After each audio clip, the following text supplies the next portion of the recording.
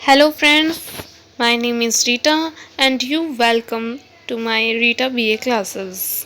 Today we learn उसने कहा था लेसन पार्ट सेकंड। तो बिना देरी के चलो स्टार्ट करते हैं। उससे पहले मेरी आपसे एक रिक्वेस्ट है कि अगर आप इस चैनल पे न्यू आए हैं तो इस चैनल को सब्सक्राइब करें।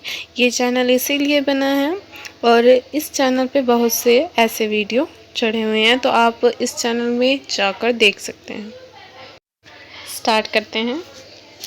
साहब की मूर्छा हटी। लहना सिंह हंसकर बोला, क्यों लपटन साहब, मिजाज कैसा है? आज मैंने बहुत बातें सीखी।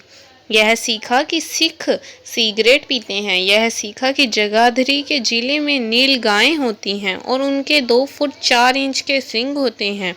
यह सीखा कि मुसलमान खानसामा मूर्तियों पे जल चढ़ाते हैं और लपटन साहब खोते पर चढ़ते हैं। पर यह तो कहो, ऐसी साफ उर्दू कहाँ से सीख आए?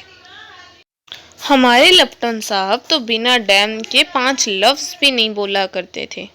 लहना सिंह ने पतलून की जेबों की तलाशी नहीं ली थी। साहब ने मानो जाड़े से बचने के लिए दोनों हाथ जेब में डाले।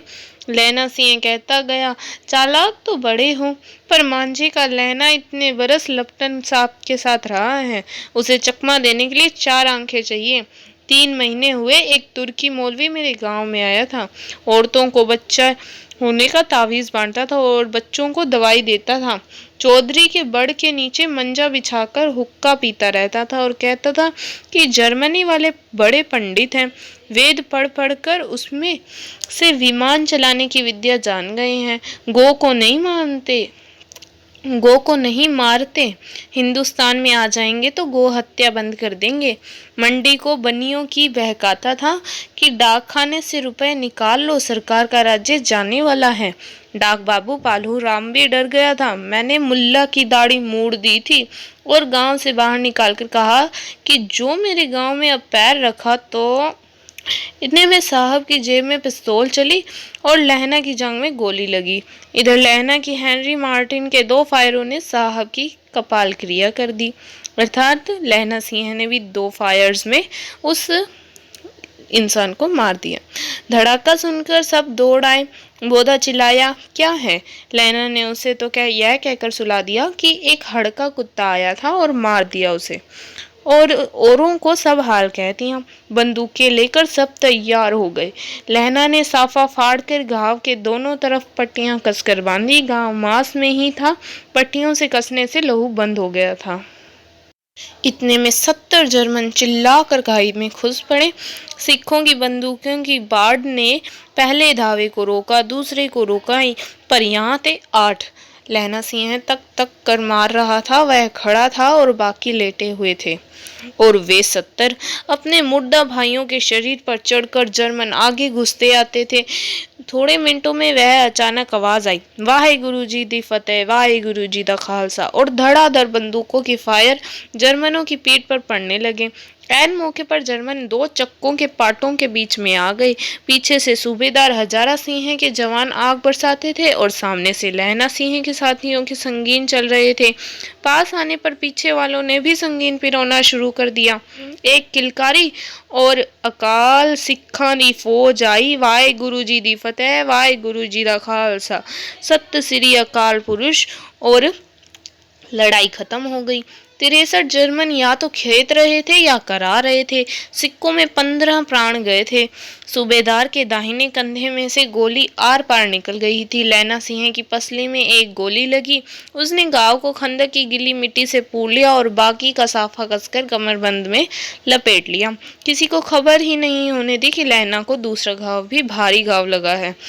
लड़ाई के समय चांद निकल आया था, ऐसा चांद जिसके प्रकाश में संस्कृत कवियों का दिया हुआ श्रेय नाम सार्थक होता है, और हवा ऐसी चल रही थी कि जैसे बाण भट्ट की भाषा में दंत वेणु पदेशाचार्य कहलाती। वजीरा सिंह कह रहा था कि कैसे मन भर कर हवा फ्रांस की भूमि मेरे बूटों से चिपक रही थी। जब मैं दौड़ा दौड़ा सूबेदार के पीछे गया था, सूबेदार लहना सिंह से सारा हाल सुन और कागजात पाकर उसकी तुरंत बुद्धि का सराहा रहे थे। कह रहे थे कि तू न होता तो आज सब मारे जाते। इस लड़ाई की आवाज़ 3 मील दाहिने ओर की खाइयों ने सुन ली थी। उन्होंने पीछे टेलीफोन कर दिया था। वहां से झटपट 2 डॉक्टर, 2 बीमार ढोने वाली गाड़ियां चली, जो कोई 1.5 घंटे के अंदर अंदर आ पहुंची। फील्ड अस्पताल नज़दीक था। सुबह होते होते वहां पहुंच जाएंगे, इसलिए मामूली पट्टी बांधकर एक गाड़ी में घायल लिटाए गए, दूसरे में लाशें रखी गई। सूबेदार ने लहना सिंह की जांघ में पट्टी बंधवानी चाहिए। बोधा सिंह ज्वर से बर्रा रहा था, पर उसने यह कहकर टाल दिया कि थोड़ा घाव है, सवेरे देखा जाएगा। वह गाड़ी में लिटाया गया।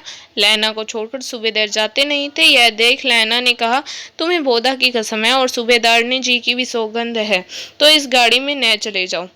और तुम मेरे लिए वहां पहुंचकर गाड़ी भेज देना, और जर्मन मुर्दों के लिए भी तो गाड़ियां आती ही होंगी। मेरे भी हाल बुरे नहीं हैं, देखते नहीं मैं खड़ा हूँ, वजीरा सिंह मेरे पास ही है। अच्छा, पर बोधा गाड़ी पर लेट गया। भला आप भी चढ़ जाओ। सुनिए तो, सूबेदारनी होरा की चिट्ठी लिखो तो मेरा माथा टेकना लिख देना, और जब घर जाओ तो कह देना मुझसे जो उन्होंने कहा था मैंने कर दिया। गाड़ी चल पड़ी थी। सूबेदार ने चढ़ते चढ़ते लहना का हाथ पकड़ के कहा, तूने मेरा और बोधा का प्राण बचाए हैं, लिखना कैसा? साथ ही घर चल, अपने सूबेदारनी से तू ही कह देना उसने क्या कहा था। अब आप गाड़ी पर चढ़ जाओ, मैंने जो कहा था वह लिख देना और कह भी देना। गाड़ी के जाते ही लहना लेट गया। वजीरा सिंह, पानी पिला दे, मेरा कमरबंद खोल दे, तर हो रहा है। मृत्यु के कुछ समय पहले स्मृति बहुत ही साफ हो जाती है। जन्म भर की घटनाएं एक एक करके सामने आती हैं। सारे दृश्यों से रंग साफ हो जाते हैं। समय की धुंध बिल्कुल उन पर से हट जाती है। लहना सिंह 12 वर्ष का है। अमृतसर के मामा के यहाँ आया हुआ है, दही वाले के यहाँ, सब्जी वाले के यहाँ, हर कहीं उसे एक 8 साल की लड़की मिल जाती है। जब वह पूछता है तेरी कुड़माई हो गई, तब वह धत कहकर भाग जाती हैं।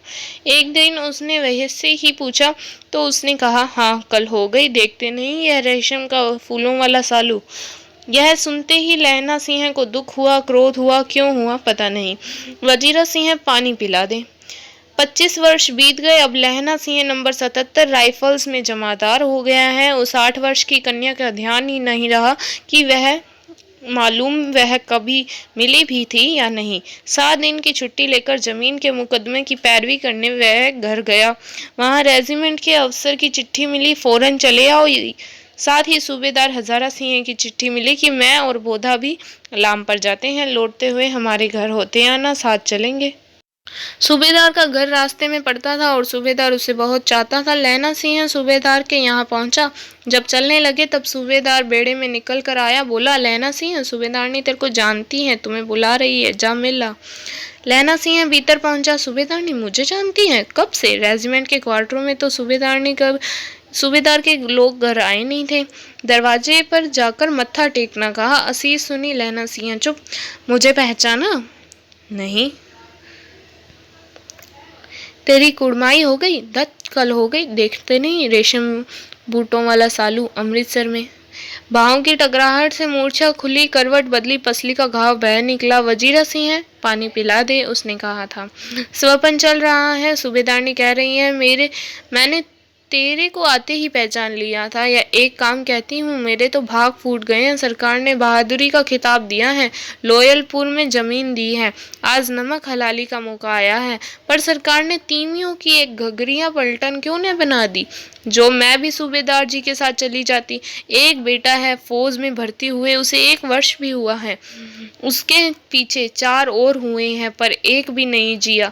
सूबेदार ने रोने लगी। अब दोनों जाते हैं, मेरा भाग। तुम्हें याद है एक दिन तांगे वाले का घोड़ा दही वाले की दुकान के पास बिगड़ गया था, तुमने उस दिन मेरे प्राण बचाए थे। आप घोड़ों की लातों पर चल गए थे और मुझे उठाकर दुकान की तख्त पर खड़ा कर दिया था। तुमने उस दिन मेरी जान बचाई थी। ऐसे ही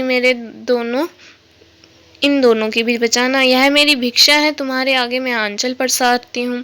रोती रोती सूबेदारनी ओबरी में चली गई। लहना सिंह भी आंसू पोंछता हुआ बाहर आया। वजीरा सिंह, पानी पिला, उसने कहा था। लहना का सिर अपनी गोद में रखे वजीरा सिंह बैठा है। जब मांगता है पानी पिला देता है। आधे घंटे तक लहना फिर चुप रहा, फिर बोला, कौन? कीरत सिंह?